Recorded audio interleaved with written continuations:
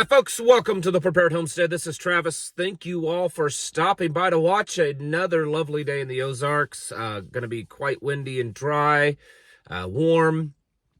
So if you live in the Ozarks, please do not attempt to burn anything because it is a very, very high red flag warning day. And it's weird because the Ozarks, it fluctuates during this time of the year because tomorrow, the winds will be shifting direction because of cold fronts moving in, and by tomorrow evening overnight, we might see a little dusting of snow. It's crazy. But anyways, I just thought I'd throw that out there because it's the bipolar weather season here in the Ozarks and many of the places that you live also. I understand that. So I guess now we have a wartime president. There's a lot of talk during the campaign about how we got to end all these wars. And in the last 24 hours, a lot has changed. Just since the video that I made yesterday afternoon, things just kind of blew up, literally and figuratively. Israel has, with the approval and blessing of Donald Trump, has ended the ceasefire between Israel and Gaza and has gone very heavy-handed into attacking Gaza again. They claim that within the first 30 minutes that they flew 36 bombing missions over Gaza, and there are already reports of hundreds of people that have been killed in Gaza. Also, the conflict between the United States and the Houthis is dramatically increasing. There's been back and forth reports of us attacking one of the Iranian ships and sinking it, and them attacking one of the United States ships and damaging it, maybe even sinking it. There's all kinds of rumors, so far it doesn't look like either of those things is true. But I want to remind you that in these kinds of things, if you go back and you look at like when Israel went after Gaza, went after Hamas, when Russia invaded Ukraine, the first few days really, there's just a lot of wrong information, and sometimes it's wrong because someone purposely is sending out wrong information. Sometimes it's just that people just get things crossed and they're not sure, and then it just spreads. So remember that. But things are heating up dramatically. The president has used some very, very strong language, talking about using lethal force against Iran.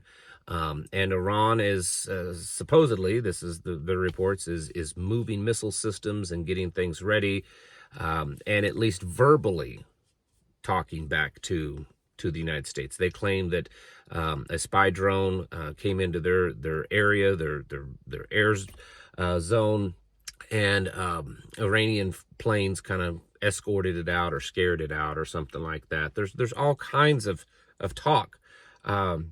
With Israel now more involved, it's dramatically elevating the tensions in that whole area with all of this stuff. And the president is getting some backlash from his own supporters. Several Congress people that have been strong MAGA supporters have spoken out against this. Taylor Greene, can't remember exactly her name, but you know who I'm talking about.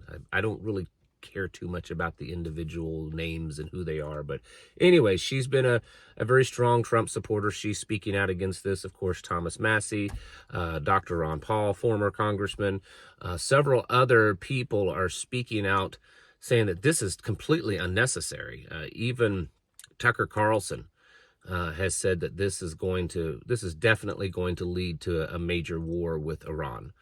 And it seems as though that's the plan.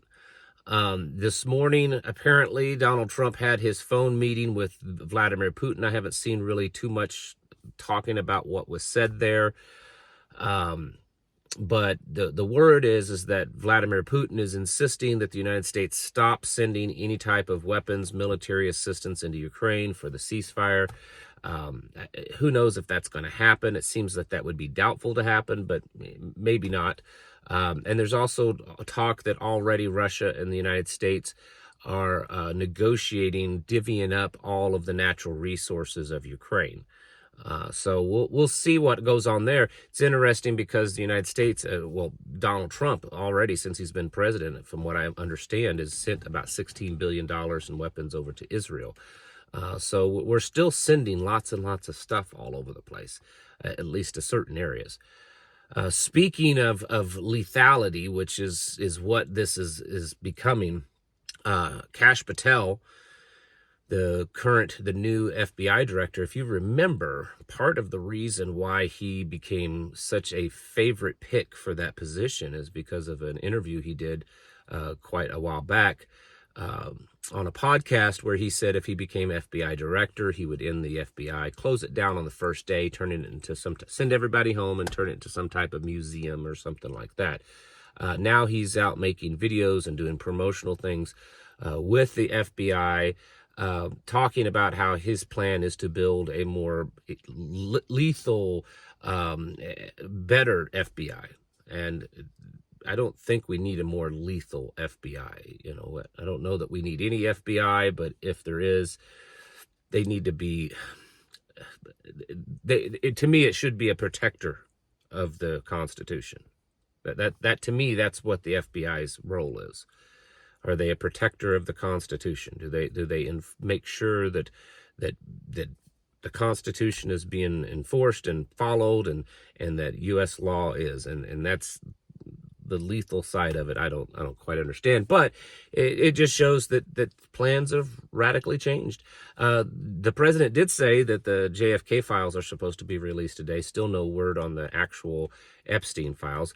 It'll be interesting to see if the JFK files will be released by social media influencers in a nice big binder that's completely redacted.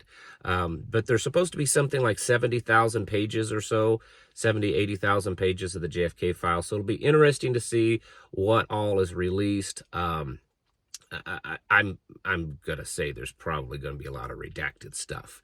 I'm sure it's not a completely unredacted file, but it's just more of the same. And I think people are starting to realize that, you know, you can like some of the things that a person is doing.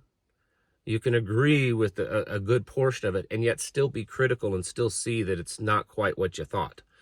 And I think that's what's going on here is a lot of people are starting to realize that a lot of these things that's happening is not what they voted for. And like I said yesterday in a video, I think some of it is kind of hiding the fact, distracting from the fact that the economy and other things are in, well, you know, just falling apart situation. I mean, today, the last I checked this morning, gold is at $3,043 an ounce. Silver was just a few pennies shy of $35 an ounce. That's huge. The stock market's continually losing. And I saw a report that of major investors, these are the people that I talk about, the elites, the major investors in the market, now have a new all-time low opinion of a bright future for the economy. They think that, you know, there's a good chance that there's real serious trouble, recession, depression, collapse, something in the future for the American economy. And so when this is something that I've been trying to get across for weeks now, really since Donald Trump took presidency and all of this stuff started happening. And I've lost a lot of viewers. I've had so many people criticize me. I've been called a liberal and all these kinds of names. And that doesn't bother me. I want to say that.